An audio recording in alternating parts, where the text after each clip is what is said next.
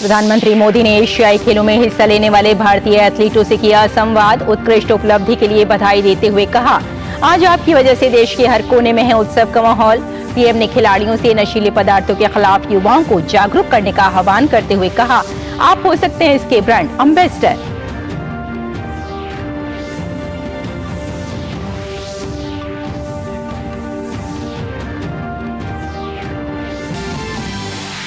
Israel और Hamas के बीच भीषण संघर्ष जारी। फोन पर ताजा हालात की जानकारी देने के लिए प्रधानमंत्री नरेंद्र मोदी ने इजरायली प्रधानमंत्री बेंजामिन नेतन्याहू को जताया आभार। कहा, मुश्किल वक्त में इजराइल के साथ मजबूती से खड़ा है भारत।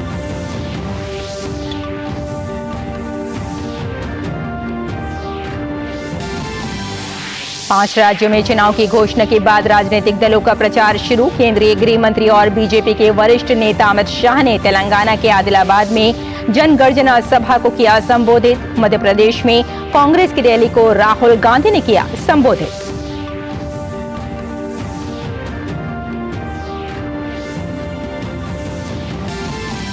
आम आदमी पार्टी की बढ़ी मुश्किलें। मनी लॉन्ड्रिंग मामले में विधायक अमानतुल्लाह खान के ठिकानों पर प्रवर्तन निदेशालय के छापे। आबकारी मामले में संजय सिंह की हिरासत 13 अक्टूबर तक बढ़ी। बीजेपी कार्यकर्ताओं ने मुख्यमंत्री अरविंद केजरीवाल के इस्तीफे की मांग को लेकर दिल्ली में किया प्रदर्शन।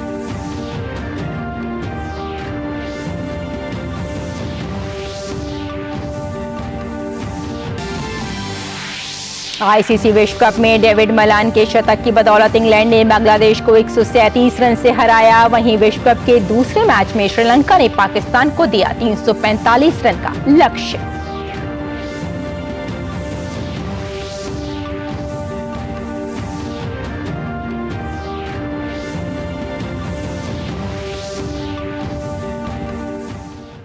नमस्कार, बुलेटिन में आपका स्वागत है। मैं हूं रेशमा आपके साथ। आइए विस्तार से अब खबरों पर नजर डालते हैं।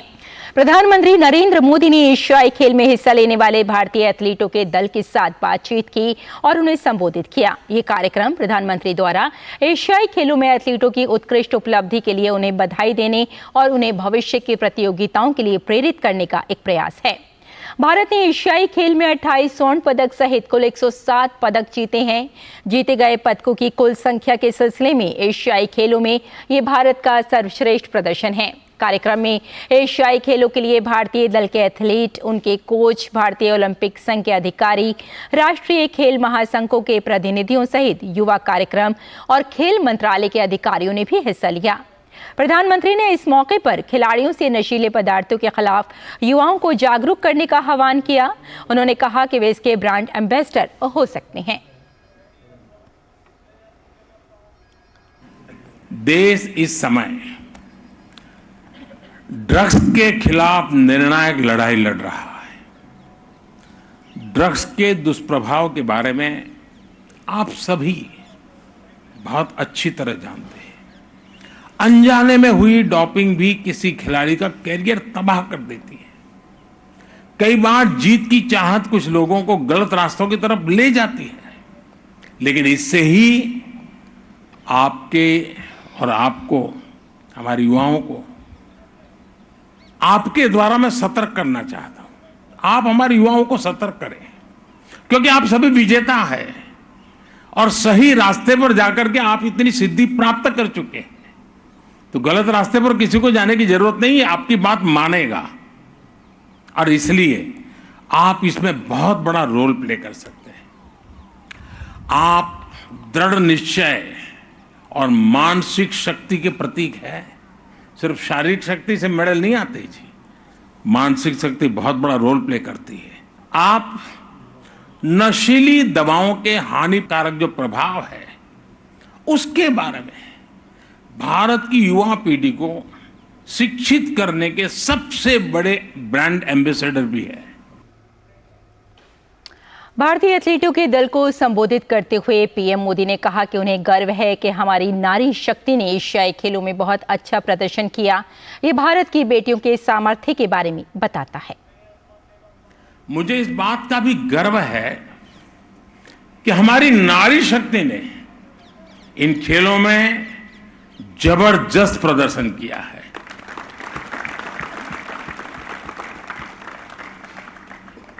जिस जज्बे के साथ हमारी महिला खिलाड़ियों ने अपना प्रदर्शन किया, वो बताता है कि भारत की बेटियों का सामर्थ्य क्या है। भारत ने एशियन गेम्स में जितने मेडल जीते हैं, उनमें से आधे से ज्यादा हमारी फीमेल एथलीट्स ने जीते हैं। बल्कि इस ऐतिहासिक सफलता का शुभारंभ भी हमारी महिला क्रिकेट टीम ने ही किया था। बॉक्सिंग में बेटियों ने सबसे ज्यादा मेडल जीते। ट्रैक एंड फील्ड्स में तो ऐसा लग रहा था कि जैसे हमारी बेटियां सबसे आगे निकलने के लिए ही उतरी हैं। और आइए अब सीधे लिए चलते हैं आपको वजीराबाद, जहां केंद्रीय मंत्री अमित शाह संबोधन कर रहे हैं। क्योंकि इनके पास विकल्प नहीं है। इसको ध्यान से देखेंगे तो ये सारी परिवारवादी पार्टी जो अपनी अगली पीढ़ी के लिए राजनीति के अंदर, हम अगली पीढ़ी के लिए राजनीति में नहीं है। भारतीय जनता पार्टी राजनीति में है तो भारत माता को विश्व में सबसे पहले स्थान पर पहुंचाना।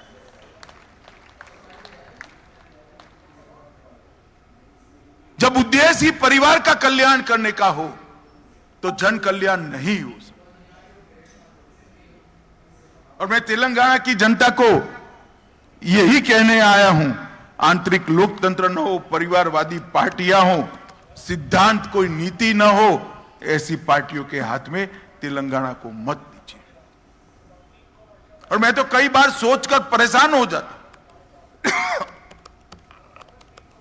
तेलंगाना के लिए निजाम से, क्रूर शासन की मुक्ति से बड़ा कोई बात हो सकता है क्या?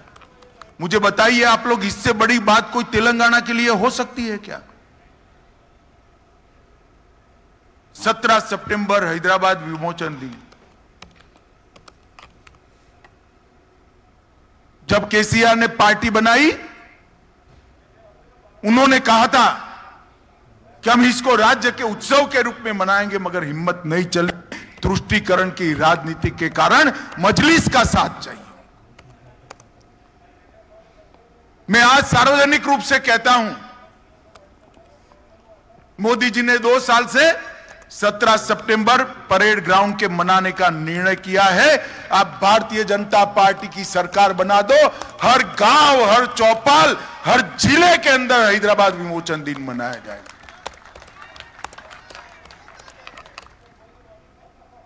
तेलंगाना की आजादी पर, भारत की आजादी पर आप गर्व नहीं कर सकते?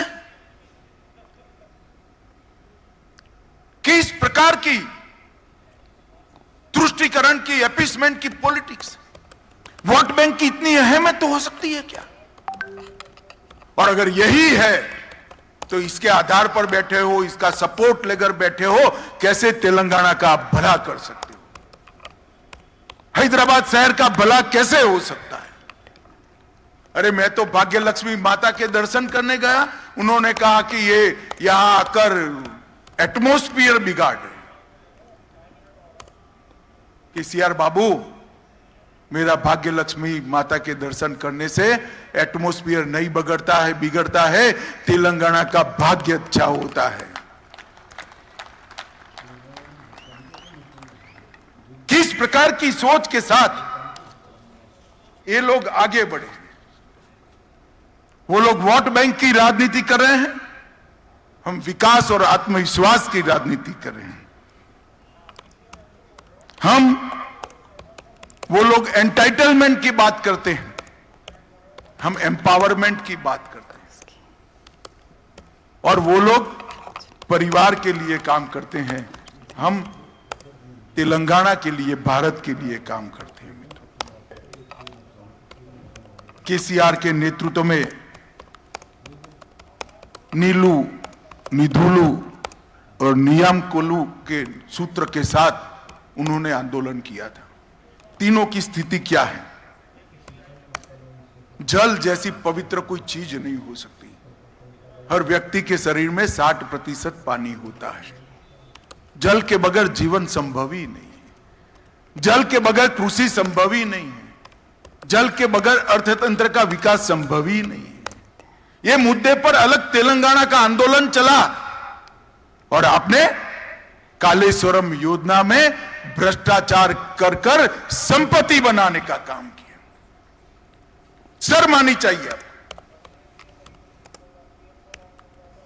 पलामुरु रंगारेड्डी लिफ्ट इरिगेशन योजना में भी बड़ा कौभांड किया और 5 साल तक पूरा नहीं हो पाया।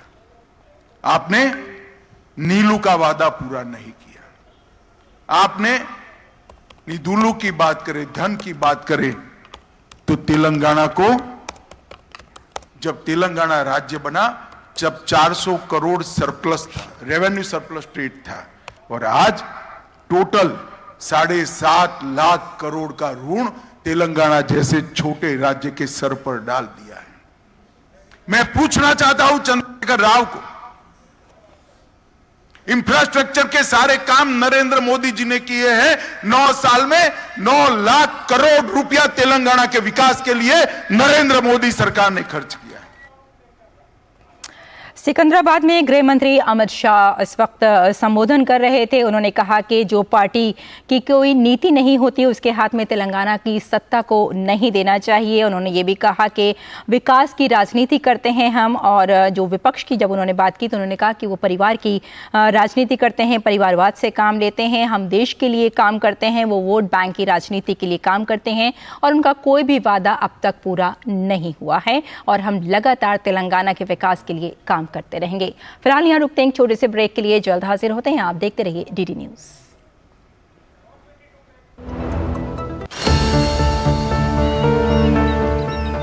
जो बनकर मेरा हमसफर आएगा, सिर्फ उसी को फर्क नजर आएगा।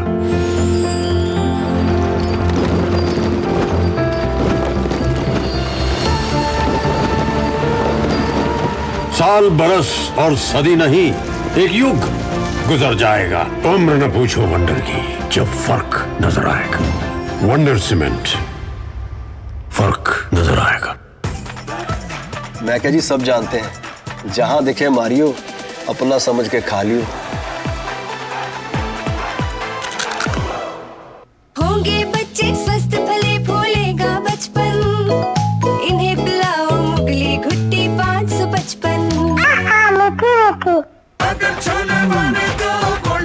गोल्डी छोले मसाले, जहाँ जाए रिश्ते बनाए, जहाँ जाए रिश्ते बनाए, गोल्डी मसाले। शेयर मार्केट में इन्वेस्ट करें, गारंटीड रिटर्न से लाखों कमाएं। ये लिमिटेड ऑफर सिर्फ आपके लिए। नागिन की आंख में कैमरा फिट होता है। तुम भी क्या बकवास में यकीन करती हो? आप भी तो वही कर रहे हो पापा। शेयर मार्केट में कोई गारंटेड रिटर्न्स का वादा नहीं कर सकता। ऐसा कोई मैसेज, मेल या ऐड दिखे तो समझिए गलत है। ऐसे स्कीम निवेशक के साथ धोखा है और कानूनन अपराध भी। कितनी बार तो समझाया आपको। समझ कर इन्वेस्ट कर। जो बनकर मेरा हमसफर आएगा, सिर्फ उसी को फर्क नजर आएगा।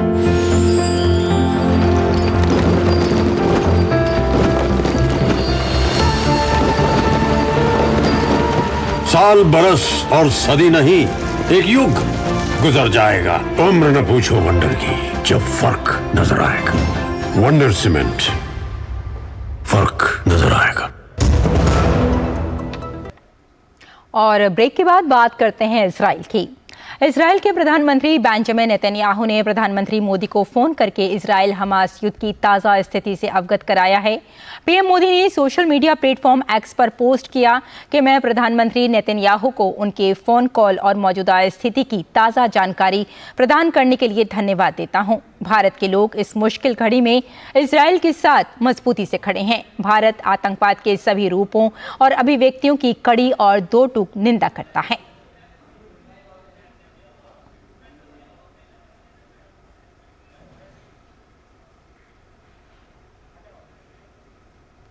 इस बीच हमास आतंकियों के हमले के 3 दिन बाद इजराइल ने गजा की सीमा पर फिर से नियंत्रण हासिल कर लिया है। इजराइल की सेना ने कहा है कि कल कोई भी आतंकवादी सीमा पार कर देश में नहीं घुसा।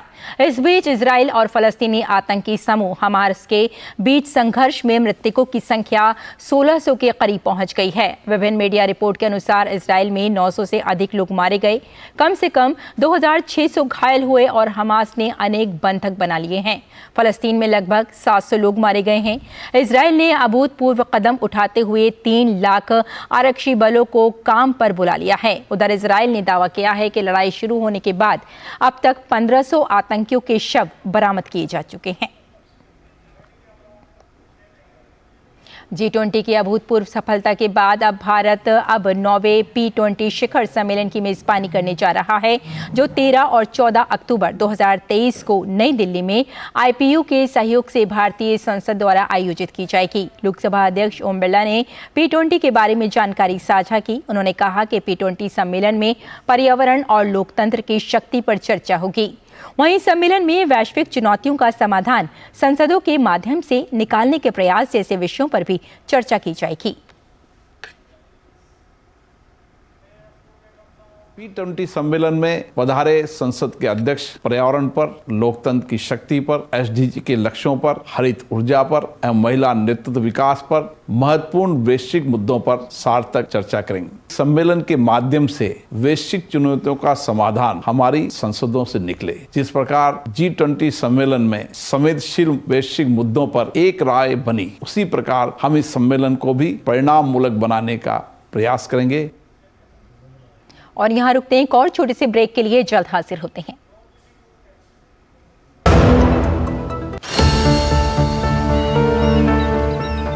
जो बनकर मेरा हमसफर आएगा, सिर्फ उसी को फर्क नजर आएगा।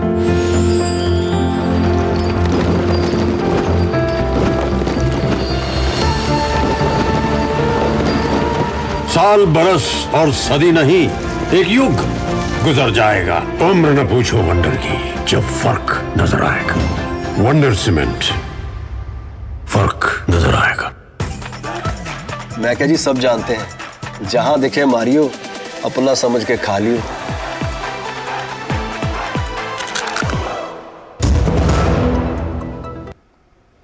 ब्रेक के बाद आपका एक बार फिर स्वागत है। राष्ट्रपति द्रौपदी मुर्मू बुधवार को जम्मू कश्मीर का दौरा करेंगी। राष्ट्रपति बनने के बाद उनका ये पहला कश्मीर दौरा होगा। राष्ट्रपति श्रीनगर में शहीदों को श्रद्धांजलि देंगी।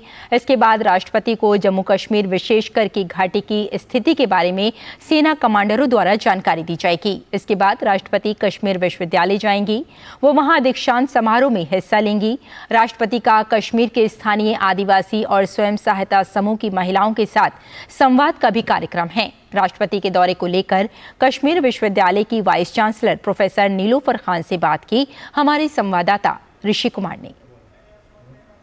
राष्ट्रपति द्रौपदी मुर्मू जम्मू कश्मीर के दौरे पर श्रीनगर पहुंच रही हैं और वो श्रीनगर यूनिवर्सिटी में पहली बार पहुंचेंगी।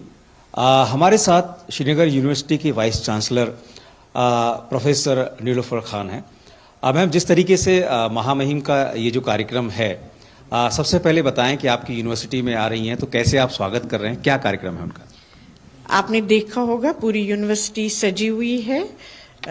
हमारे जो ऑनरेबल प्रेसिडेंट हैं, उनके स्वागत के लिए हमारे स्टूडेंट्स में बहुत ही वो डिलाइटेड हैं कि वो जो है medals, gold medals honourable president के हाथ से लेंगे और ये तो उनके लिए एक लाइफ टाइम अचीवमेंट है। हमारे लिए भी यूनिवर्सिटी के लिए बहुत ही बड़ा एक ऑनर है कि ऑनरेबल प्रेसिडेंट आ रही हैं। उनका ये मेडन विजिट है JNK UT का और वो पहली दफा हमारी यूनिवर्सिटी में आ रही हैं। आपके यहाँ जो छात्र, जो स्टूडेंट, जो अवार्ड उनको मिलेगा, उनकी क्या क्या विशेष योग्यताएं हैं, किस कैटेगरीज में उनको दिया जा रहा है? जैसे कॉन्वोकेशन में होता है, गोल्ड मेडल्स दिए जाते हैं। सर्टिफिकेट्स दी जाती है, पीएचडी हो, एमफिल हो या एमएससी हो या अंडर ग्रेजुएट के हो, तो ऑनरेबल प्रेसिडेंट जो है हर एक फैकल्टी के टॉपर को गोल्ड मेडल दे रही हैं। और बाकी जो बाद में है हम पीएचडी सर्टिफिकेट्स डिस्ट्रीब्यूट करेंगे, एमफिल करेंगे, मास्टर्स डिग्रीज जो है और यूजी की वो कन्फर होंगी। जैसे आपको पता है ये यूनिवर्सिटी ऑफ कश्मीर जो है प्रीमियर इंस्टीट्यूट है JNK UT का, 1948 में इस्टेब्लिश हुई है और ह्यूज नंबर ऑफ कॉलेजेस जो है हमारे साथ एफिलिएटेड है, अराउंड 200 कॉलेजेस। तो it's a big number UG students जिनको डिग्री कन्फर की जाएगी। ऐसे ही हमारी बहुत ही नंबर ऑफ फैकल्टीज हैं। हमारे 4 कैंपसेस हैं बिसाइड्स आवर मेन कैंपस। ये जो हजरतबल का आप देख रहे हैं, कुपवारा कैंपस है, बारामूला कैंपस है, अनंतनाग कैंपस है, एक जम्मू में कैंपस है। तो ह्यूज नंबर ऑफ स्टूडेंट्स हैं जिनको भी डिग्रीज कन्फर की जाएगी and PhDs from each faculty plus MPhil from each faculty. तो हमने बात की यूनिवर्सिटी के वाइस चांसलर से, जिनका कहना है कि हम निश्चित तौर से आगे बढ़ रहे हैं और राष्ट्रपति के आने से उन्हें एक मोरल बूस्टअप है और यहाँ के जो छात्र हैं वो दिनों दिन मेहनत करके सिर्फ देश ही नहीं दुनिया का नाम भी कमा रहे हैं। कैमरा में जयशंकर के साथ Rishi Kumar, DD news, Srinagar. Electronics और आईटी एवं संचार मंत्री अश्वनी वैष्णव ने गुरुग्राम के मानेसर में वीडियो कॉन्फ्रेंसिंग के जरिए एक आईटी कंपनी के एक कंपोनेंट का लोकार्पण किया। इस मौके पर केंद्रीय मंत्री ने कहा कि मोबाइल और इंटरनेट से जुड़े उत्पादों के प्रोडक्शन पर पहले हमारी निर्भरता विदेशों पर थी, लेकिन अब मेक इन इंडिया का नायाब नमूना भारत भी पेश कर रहा है। कंपनी इंटरनेट में प्रयोग आने वाली राउटर बनाती है और देश की नामचीन मोबाइल कंपनियों को अपने उत्पाद उपलब्ध कराती है। इस कंपनी के उत्पादन प्रक्रिया को समझने की कोशिश की हमारे संवाददाता राजेश राज ने, जिनके साथ VVDN कंपनी के वाइस प्रेसिडेंट राजीव इंडोलिया भी मौजूद रहे। इंटरनेट के उपकरणों के लिए हमारी निर्भरता विदेशों पर होती थी, लेकिन यह निर्भरता अब खत्म हो चली है और हिंदुस्तान में बहुत सारी ऐसी फैक्ट्रियां हैं जहां पर इंटरनेट से संबंधित जो राउटर हैं या फिर जो अन्य उपकरण हैं वो अब भारत खुद बनाने लगा है। एक ऐसे ही फैक्ट्री में, एक ऐसे ही इंडस्ट्री में अभी हम गुड़गांव के मानेसर में मौजूद हैं। यहाँ पर क्या बनाया जाता है और कैसे इसको ग्राहकों तक पहुँचाया जाता है, इसके लिए हम इनसे बात करेंगे। सर, ये क्या है ये जो हम देख पा रहे हैं? This is the one of the wifi router जो हम लोग पहले बाहर से लेते थे, अब यही बना के ही इंडिया में भेज रहे हैं, जिसमें एयरटेल के बड़े बड़े कस्टमर्स रिलायंस हैं उनको भी दे रहे हैं हम लोग। We are making these are new machines and they are making the component placement over the board. तो जो इलेक्ट्रॉनिक मेक इन इंडिया है, मिशन है जो मोदी साहब का, वो we are making it possible live. देखिए, हमारे साथ बहुत सारे लोग हैं जो यहाँ पर जो राउटर की जो प्रक्रिया है बनने की, उसको अंतिम रूप देने की कोशिश कर रहे हैं। एक, क्या नाम है आपका? मानसी सक्सेना। मानसी, आप क्या कर रही हैं? जो राउटर में लगने वाले जो उपकरण हैं उसको क्या कहते हैं और आप कैसे इसको अंजाम दे रही हैं? सर, मैं लेबल एग्जीक्यूशन कर रही हूँ। ये हमारा QR कोड है, इसको स्कैन करेंगे, देन इस SR नंबर को हम फिर से स्कैन करते हैं और यहाँ पे सबमिट कर देते हैं। सबमिट करने के बाद ये हमारा पास हो जाता है PCB, देन इसके बाद इम्पिडेंस टेस्टिंग के लिए जाता है। ये जो बहुत ही सूक्ष्म चीज़ें हैं और इन सूक्ष्म चीज़ों से गुजरकर जो राउटर है वो अपने आखिरी पड़ाव पर है और आखिरी पड़ाव पर ये पहुंचकर कैसे डिस्पैच हो रहा है ये आपको हम दिखाने की कोशिश करेंगे। आप देख सकते हैं कि इसे अंतिम रूप देने की कोशिश की जा रही है। ये जो राउटर है ये देखिए बनकर यहाँ तैयार है, डिस्पैच हो चुका है और देश की जो नामी गिरामी मोबाइल कंपनियां हैं उन मोबाइल कंपनियों के लिए VVDN जो है ये काम करता है, उसे सप्लाई देने का काम करता है। और इस राउटर के ज़रिए घरों में राउटर जो लगते हैं उससे कहीं ना कहीं जो बच्चों की पढ़ाई का मसला हो या फिर इंटरनेट से जुड़ने का जो मसला है वो बिल्कुल आसान हो जाता है। कंपनी की अपनी जो प्रतिबद्धता है वो प्रतिबद्धता है ज़ीरो डिफेक्ट की, कि जो चीज़ें तैयार हो रही हैं उसमें डिफेक्शन बहुत कम दिखाई पड़े और मार्केट में जब इसको हम प्रोड्यूस करें, आप देखिए कि ये कनेक्ट होकर के वायर इसमें कनेक्ट किया जा रहा है और कनेक्ट होने के बाद इसी तरह से आप घर में भी अपना कनेक्शन जब करते हैं तो वायर से कनेक्ट करके इसको कहीं ना कहीं जांचने की कोशिश की जा रही है कि ये कैसे काम कर रहा है, कितना काम कर रहा है, और फिर इसे डिस्पैच कर इसको मार्केट तक पहुंचाने की जो प्रक्रिया है उसको अंतिम रूप देने की कोशिश की जा रही है। तो हम कह सकते हैं कि हिंदुस्तान आईटी के क्षेत्र में इतिहास रच रहा है और हमारी निर्भरता दूसरे देशों पर बिल्कुल खत्म हो रही है। कैमरामैन शिव सुमन के साथ गुड़गांव मानेसर से मैं राजेश राज, डीडी न्यूज के लिए। और यहाँ रुकते हैं एक और छोटे से ब्रेक के लिए।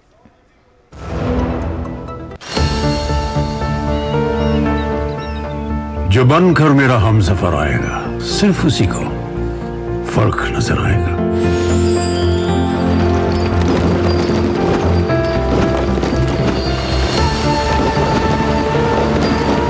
साल बरस और सदी नहीं, एक युग गुजर जाएगा। उम्र न पूछो वंडर की, जब फर्क नजर आएगा।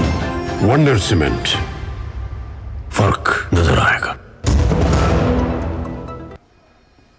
प्रवर्तन निदेशालय ईडी ने डीएमके पार्टी के सांसद और पूर्व केंद्रीय मंत्री ए राजा की बेनामी कंपनी की 15 अचल संपत्तियों को जब्त कर लिया है। ईडी का कहना है कि जांच पड़ताल से पता चला है कि राजा ने वर्ष 2004 से 2007 तक केंद्रीय मंत्री के पद पर रहते हुए गुरुग्राम से बाहर एक रियल एस्टेट कंपनी को पर्यावरण क्लियरेंस मंजूर की थी। एजेंसी ने दावा किया कि उस कंपनी ने इसके लिए पूर्व मंत्री को रिश्वत दी थी। प्रवर्तन निदेशालय ने यह भी बताया कि तथाकथित कंपनी किस तरह की कारोबारी गतिविधियों में शामिल नहीं रही।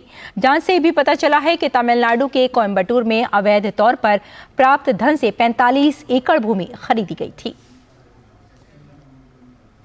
तो इस बुलेटिन में फिलहाल इतना ही, लेकिन डीडी न्यूज पर खबरों का सिलसिला जारी रहेगा। अनुमति दें, नमस्कार।